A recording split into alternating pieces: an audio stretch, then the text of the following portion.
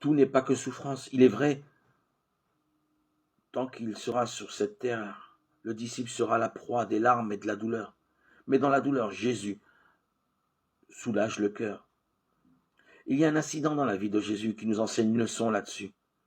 Dès lors, Jésus commença à montrer à ses disciples qu'il lui fallait aller à Jérusalem souffrir beaucoup de la part des anciens, des grands prêtres et des scribes, être tué et se réveiller le troisième jour.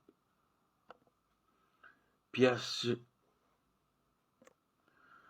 le prit à part et se mit à le rabrouer en disant « Dieu t'en préserve, Seigneur, cela ne t'arrivera jamais. » Mais lui se retourna et dit à Pierre « Va-t'en derrière moi, Satan.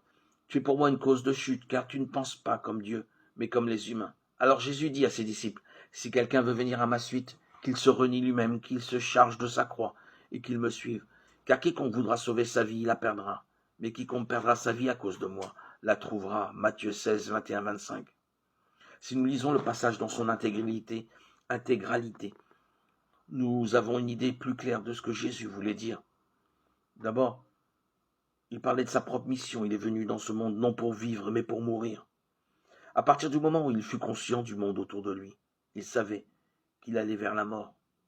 C'était le seul moyen de sauver l'espèce humaine.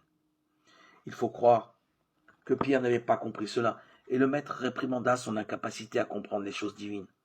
Alors, en s'adressant à ses disciples, il leur dit qu'ils devaient prendre leur croix et le suivre.